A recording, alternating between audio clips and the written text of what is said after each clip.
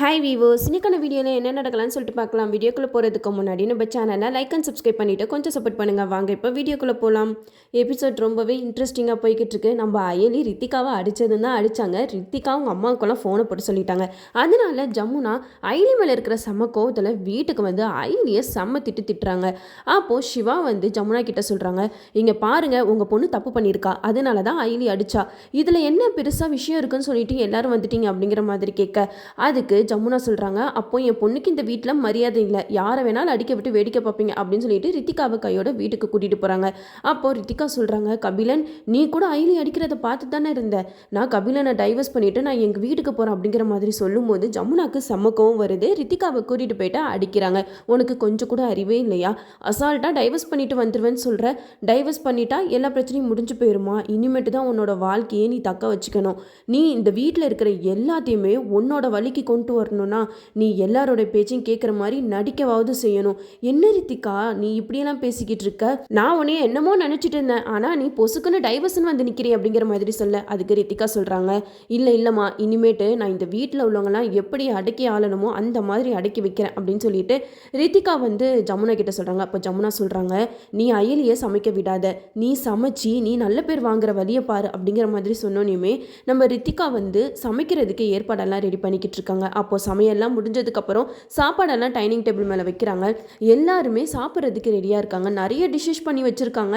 ஆனால் யாருக்குமே அந்த டிஷ்ஷஸ் சாப்பிட்றதுல எந்த ஒரு இன்ட்ரெஸ்ட்டுமே இல்லை. ஏன்னா ரித்திகா வந்து நல்லா சமைக்க மாட்டாங்கன்னு எல்லாருக்குமே தெரியும். அதனால நம்ம ரித்திகா செஞ்ச சாப்பாடை இந்திராணி வாயில் வச்சுட்டு நல்லா இல்லைன்னு அப்படியே அமைதியாக இருந்துடுறாங்க. மற்ற எல்லாருமே அந்த சாப்பாடை வாயில் வச்சுட்டு வேறு மாதிரி ரியாக்ஷன் கொடுக்குறாங்க.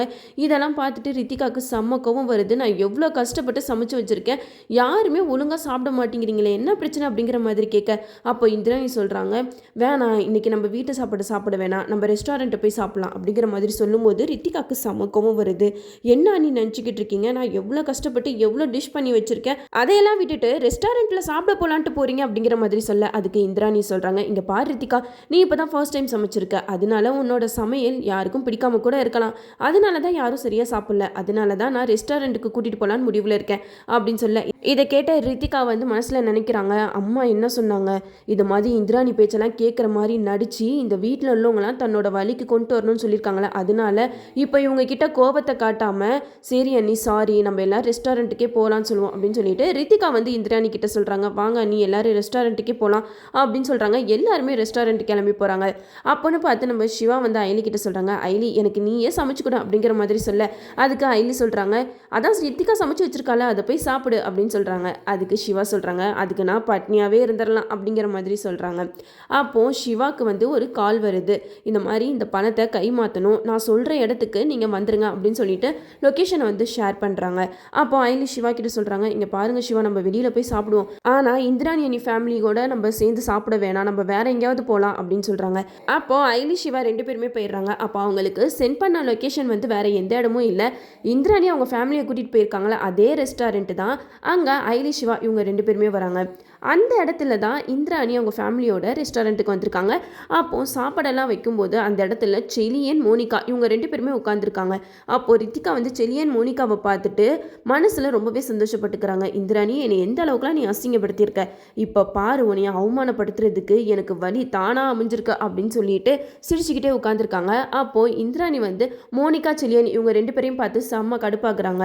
அப்போ இந்திராணி சொல்கிறாங்க, நம்ம இந்த டேபிள் வேணாம் வேற எங்கேயாவது போய் உட்காரலாமா அப்படிங்கிற மாதிரி கேட்கும்போது இந்திராணி சொல்கிறாங்க, எதுக்கு நீ இந்த டேபிள் நல்லா தானே இருக்கு, இங்கே உட்காருவோம் அப்படிங்கிற மாதிரி சொல்ல, இதை கேட்ட இந்திராணி சொல்கிறாங்க, ரித்திகா நான் சொல்கிறத கேளு, இந்த டேபிள் வேணானா கொஞ்சமாவது புரிஞ்சுக்கோயேன் அப்படிங்கிற மாதிரி சொல்கிறாங்க. அப்போது ரித்திகா சொல்கிறாங்க, இங்கே பாருங்க, நீ வீட்டில் தான் நீங்கள் வச்சது சட்டம், நீங்கள் இந்த இடத்துல உட்காரக்கூடாதுன்னா உட்காரக்கூடாது அப்படின்ட்டு சட்டம் போட்டுட்ருக்கீங்க, இப்போது ரெஸ்டாரண்ட்டில் கூட இந்த மாதிரி அதிகாரம் பண்ணிக்கிட்டு இருப்பீங்க அப்படிங்கிற மாதிரி சொல்ல, அதுக்கு இந்திராணி சொல்கிறாங்க, இங்கே பாரு ரித்திகா, நிலம புரியாமல் பேசிக்கிட்டு இருக்க, என்னால் இந்த இடத்துல உட்கார முடியாது அப்படின்னு சொன்னதுமே அப்போது ரித்திகா வந்து ஒரு ஐடியா பண்ணுறாங்க, நீ இந்த இடத்துல தானே உட்கார முடியாது, நீ செலியனை பார்க்குற மாதிரி ஆப்போசிட்டில் உட்காந்தா இன்னும் நீ கடுப்பாவலை அப்படின்னு சொல்லிட்டு அந்த இடத்துல உட்கார சொல்கிறாங்க. அப்போ இந்திராணி சொல்கிறாங்க, என்ன ரித்திகா விளையாடுறியா, நீ என்னோட கஷ்டம் புரிஞ்சும் நீ இப்படியெல்லாம் பண்ணுறது கொஞ்சம் கூட சரியில்லை அப்படின்னு ரித்திகாவை பயங்கரமாக திட்டுறாங்க. அப்போது கபிலன் பக்கத்தில் உட்கார போகும்போது ரித்திகா சொல்கிறாங்க, என்ன நீ, நாங்கள் 2 பேரும் புதுசாக கல்யாணம் ஆனவங்க, நாங்கள் 2 பேரும் பக்கத்தில் உட்காந்துருக்கோம், இதில் நீங்கள் எதுக்கு இடையில வந்து உட்காருங்க அப்படிங்கிற மாதிரி சொல்ல,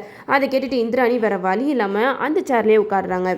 ரித்திகா இந்திராணி படுற கஷ்டத்தை பார்த்து ரொம்பவே சந்தோஷப்பட்டுட்டு இருக்காங்க. இதான் இந்திராணி எனக்கு வேணும், என்னை நீ எவ்வளோலாம் அவமானப்படுத்திருக்க, இப்போ நீ சாவடி அப்படின்னு சொல்லிட்டு ரொம்ப சந்தோஷமா இருக்காங்க. அந்த இடத்துல மோனிகா செலியன் கூட நெருக்கமாக இருக்கிற மாதிரி இந்திராணியை வெறுப்பேற்றிக்கிட்டு இருக்காங்க.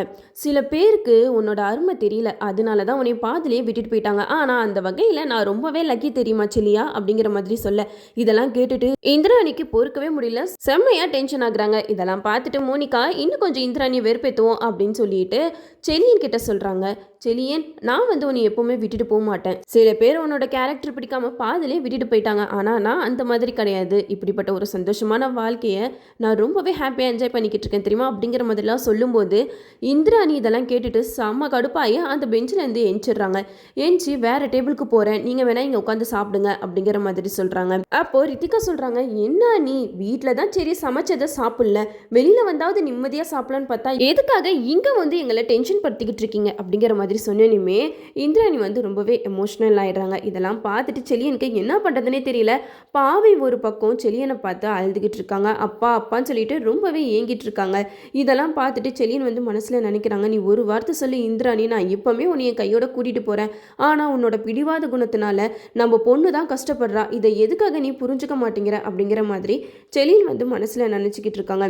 அப்போ அந்த இடத்துல சாப்பிடாம செலியன் எஞ்சி போயிடுறாங்க. செலியன் போனதை பார்த்து பாவி செம்மையாக அழுவுறாங்க. அப்போ இந்திராணி பாவையை சமாதானப்படுத்துகிறாங்க. அப்போ ரித்திகா சொல்கிறாங்க, அண்ணி நான் ஒன்று சொல்கிறேன், தப்பாக எடுத்துக்காதீங்க, உங்கள் பொண்ணு பாவை பாவம் தானே, அவளுக்கு அப்பா மேலே அந்த அளவுக்கு பாசம் இருக்குது, ஆனால் எதுக்காக நீங்கள் உங்களோட ஹஸ்பண்டை விட்டுட்டு இங்கே இருக்கீங்க அப்படிங்கிற மாதிரி கேட்கும்போது இந்திராணி சொல்கிறாங்க, ரித்திகா இதெல்லாம் உனக்கு தேவையில்லாத வேலை, என்னோட லைஃப்பை பற்றி யாருக்குமே பேசுகிறதுக்கு உரிமை கிடையாது அப்படிங்கிற மாதிரி சொல்கிறாங்க. அது கேட்ட ரித்திகா சொல்கிறாங்க, எது எப்படியோ ஒன்று மட்டும் புரிஞ்சுக்கோங்க அண்ணி, பாவைக்கு அப்பாவும் வேணும் அம்மாவும் வேணும், அம்மா பாசத்தை மட்டும் காட்டி வளர்த்துற முடியாது, அவளுக்கு அப்பாவும் கூட இருந்தால் தான் அவளோட வாழ்க்கையும் சந்தோஷமாக இருக்கும், இதை என்னைக்கு தான் நீங்கள் புரிஞ்சுக்க போகிறீங்களோ அப்படிங்கிற மாதிரி சொல்கிறாங்க. இதெல்லாம் கேட்டுட்டு இன்னும் இந்திராணி ரொம்பவே எமோஷ்னல் ஆகுறாங்க. அப்போ ஐலி சிவா அந்த ரெஸ்டாரண்ட்டுக்கு தான் வந்திருப்பாங்க. அப்போ இந்திராணி ரொம்பவே மனசுடைஞ்சு போயிருக்கிறத பார்த்துட்டு ஐலி சிவா கிட்ட சொல்லுவாங்க, சிவா கொஞ்சம் இந்திராணி அண்ணியை பாரு, ரொம்பவே எமோஷ்னலாக நிற்கிறாங்க, என்ன ஆச்சுன்னு தெரியலையே அப்படின்னு பேசிக்கிட்டு இருக்கும்போது அந்த இடத்துல செலியன் மோனிகா இவங்க 2 பேரும் போகிறத பார்த்துக்கிட்டு இருக்காங்க. இதெல்லாம் பார்த்துட்டு ஐலி சிவா கிட்ட சொல்கிறாங்க, சிவா இவங்க 2 பேருக்குள்ளேயும் அப்படி என்ன பிரச்சனை தான் ஓடிக்கிட்டு இருக்குன்னு எனக்கு தெரியல, ஆனால் கண்டிப்பாக அவங்க பிரச்சனை என்னங்கிறத கண்டுபிடிச்சி சீக்கிரம் செலியனையும் இந்திராணி அண்ணியையும் சேர்த்து வைக்கணும் அப்படின்னு சொல்கிறாங்க. இந்த சைடு ரித்திகா எப்படியாவது நம்ம இந்திராணியை அசிங்கப்படுத்தணும் அவமானப்படுத்தணும் அப்படின்னு நினச்சிக்கிட்டு அவங்களை ரொம்பவே கஷ்டப்படுத்திட்டு இருக்காங்க. நம்ம அயலி மட்டும்தான் இந்திராணிக்கு நல்லது நடக்கணும்னு நினச்சிக்கிட்டு இருக்காங்க. கூடிய சீக்கிரமாகவே நம்ம அயலி செலியன் இந்திராணி இவங்க 2 பேர்த்தையுமே சேர்த்து வைக்கணும், அப்போ தான் எபிசோட் வேறு லெவலில் போகும். அது மட்டும் இல்லாமல் இப்போது ரித்திகா எல்லாரையுமே அடக்கி ஆளணும் அப்படின்னு சொல்லிட்டு நினச்சிக்கிட்டு இருக்காங்க. பட் இப்போ நம்ம சிவா தான் உதய பெருமாளோட மூத்த பையன் அப்படிங்கிற உண்மை தெரிஞ்சதுக்கப்புறம் எல்லா பொறுப்புமே நம்ம அயலி கையில் தான் வரும். அதையும் நம்ம வெயிட் பண்ணி பார்ப்போம். ஓகே வீவர்ஸ், இந்த வீடியோ உங்களுக்கு பிடிச்சிருந்தா லைக் பண்ணுங்கள், மறக்காமல் நம்ம சேனலை சப்ஸ்கிரைப் பண்ணிடுங்க.